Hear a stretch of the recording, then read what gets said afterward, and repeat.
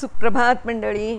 मी नीलिमा पटवर्धन आणि आपण सध्या वाचत आहोत डॉक्टर आनंदीबाई जोशी ही लेखमाला, जी लिहिलेली आहे मीनाक्षीताई देशमुख यांनी.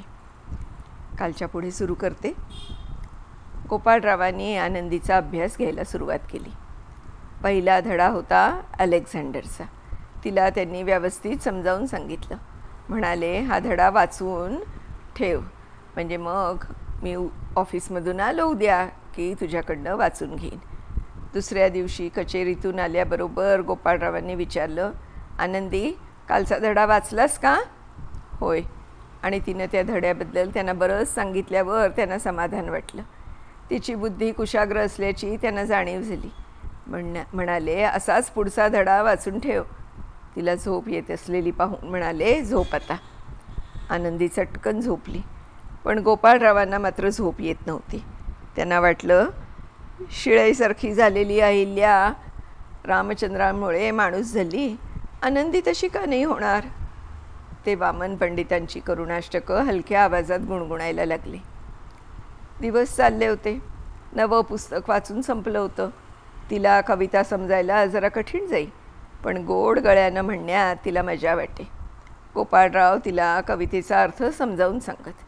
त्या अनुरोधाने स्वतःची मतं बोलून दाखवली. रूढी महिमा नावाची कविता 12 वर्षाच्या मुलीला समजावून सांगताना त्यांना बराच प्रयास पडला. तेव्हाच त्यांच्या लक्षात आलं की शिष्य पक्का तयार करायचा असेल तर संस्कृत शिकण्याशिवाय पर्याय नाही.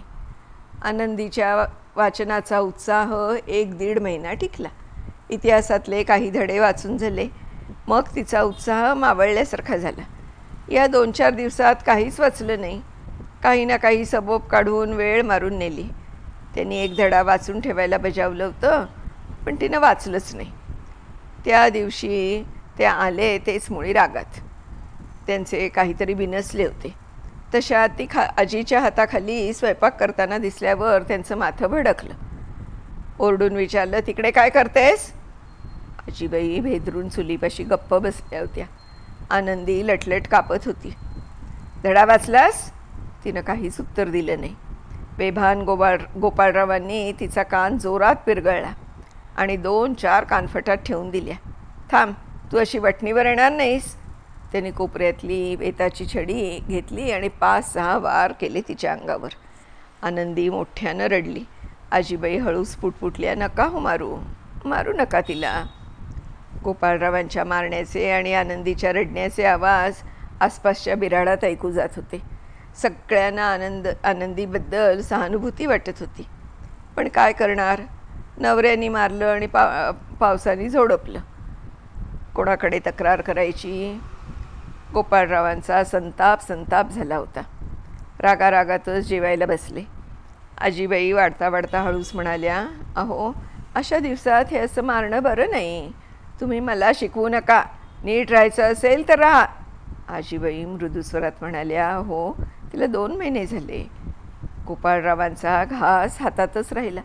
डोळे विस्फारून म्हणाले, काय म्हणता? त्यांचा चेहरा एकदम पालटला. एवढेच म्हणाले, तिला उगीच मारले. आजीबाई म्हणाल्या, आता तिला त्रास देऊ नका. पैलट करीण आहे, अजून लहान आहे, 12व सरायचं आहे. त्यांनी झपाट्यानं जेवण उरकलं आणि आनंदीकडे आले. कोपऱ्यात निपचित दमून आनंदी बसली होती. मऊ स्वरात म्हणाले, जा जेवून घे. जेवणानंतर आनंदी खोलीत आली आणि पुस्तक काढून बसली.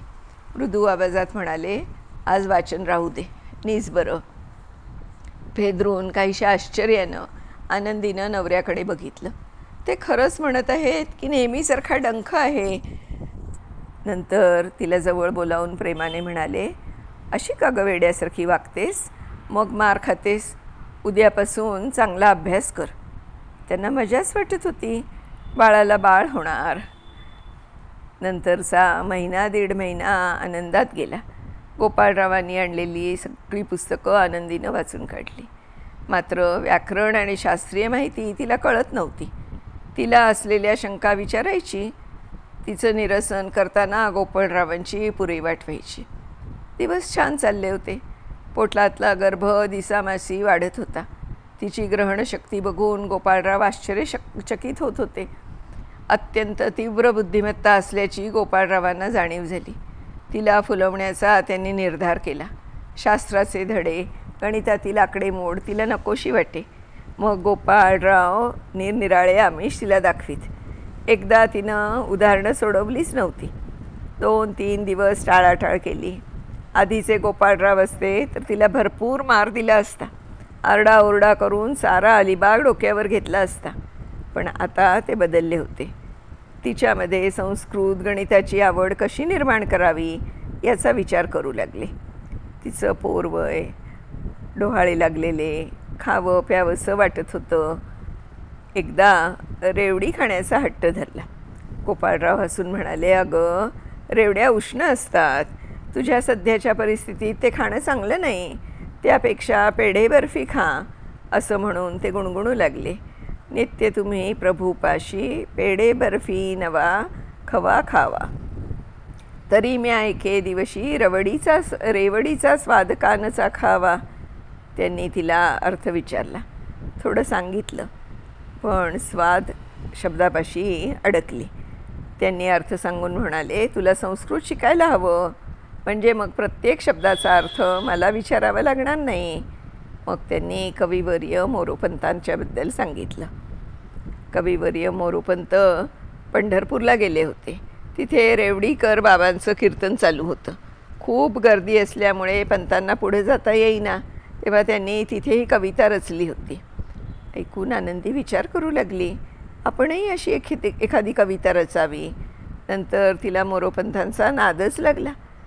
धन्य श्रीराम पिता, धन्य लक्ष्मी प्रसूजगी झाली, आली सत्यवतीची की भारत कीर्ती सुतमुखी आली.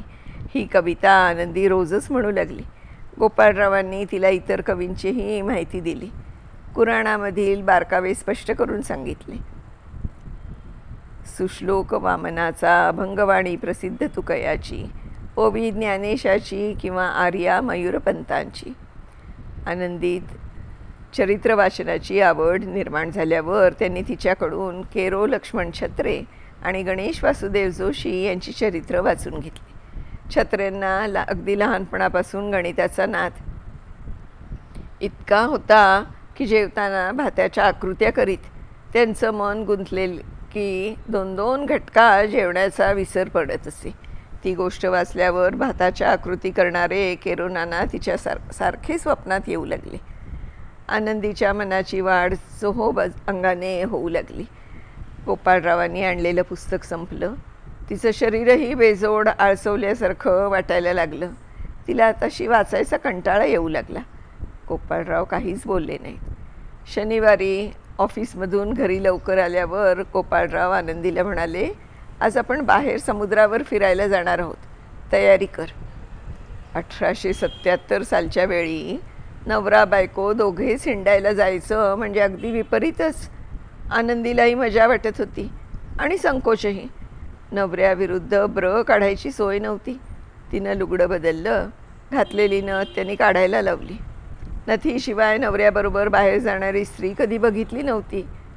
दोघेही निघाले. जोडा मोठा विचित्र दिसत होता. तिशीला पोचलेले गोपाळराव आणि 12 वर्षांची आनंदी. घराघरातून दरवाज्यात बायका उभ्या होत्या. यांना पाहून कुणाला ठसके लागत, कुणी खाकरत होते, कुणी उगाच शिंका काढत होते. या सर्वातून वाट काढत दोघेही समुद्रावर पोचले. सागराचं ते विशाल स्वरूप पाहून तिला खूप हुंदडावंसं वाटत होतं. तिनं हलक्या आवाजात विचारलं, मी पाण्यात जाऊ? जा की, त्यात काय विचारायचं. आनंदी मऊ मऊ वाळूतून पुढे चालत गेली. पाण्याची केवढी मोठी लाट आली.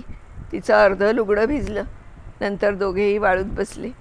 गंभीर स्वरात गोपाळराव म्हणाले, मी तुला मुद्दामच इथं आणलं. अगं, हा समुद्र संपल्यासारखा वाटतो, पण संपलेला नसतोच. आपल्याला वाटतं समुद्र त्या क्षितिजापर्यंतच आहे. ते बरोबर आहे का? नाही. असं समजणाऱ्याला तू काय म्हणशील? मूर्ख. मग तूही मूर्ख आहेस. तिने चमकून नवऱ्याकडे बघितलं. ते हसत म्हणाले, काल एक बुक वाचून झाल्यावर तुला वाटलं आता वाचन संपलं. पण वाचन हे समुद्रासारखं आहे, ते कधीच संपत नसतं. क्षणभर थांबून म्हणाले, मी तुला खूप शिकवणार आहे. एकच बुक काय, हजारो बुकं वाचायची. संस्कृत इंग्रजी शिकायचं आहे. काही वेळाने दोघेही घरी परतली. रस्त्यावर चालणारी आनंदी ही एकच स्त्री होती. रात्री गोपाळरावांनी अभ्यास घेतला नाही. दोघेही विशाल समुद्राचं स्वरूप मनात भरवून लवकर झोपी गेले. दुसऱ्या दिवशी गोपाळराव लवकर घरी आले. म्हणाले, उद्या मी मुंबईला जाणार आहे, 2 दिवसांनी परत येईन. 2 दिवसांनी आले तोच पुस्तकांचा भला मोठा गठ्ठा घेऊन आणि मखमली मऊ मऊ बूट. म्हातारीचा तळफळाट झाला. काय मेलं एक एक बाटगं लक्षण. बायकोला 5वा महिना लागला. एखादं लुगडं आणायचं तर जोडे घेऊन आले. आता स्नान करावं लागेल. सगळी शिवाशिव. संध्याकाळी दोघेही समुद्रावर आनंदी नवे बूट घालून फिरायला गेले. आजीचा नुसता जळफळाट झाला. पण त्यांचं ऐकतंय कोण? वाळूत बसल्यावर त्यांनी विचारलं, मजा आली ना? ती म्हणाली, मला कसं तरीच वाटतं. सर्वजण हसत होते. वाईट चालीच्या बायकाच बूट घालतात म्हणे. अजून मी कोणाला बूट घातलेलं बघितलं नाही. हसत गोपाळराव म्हणाले, मी तुला कविता शिकवली होती ना.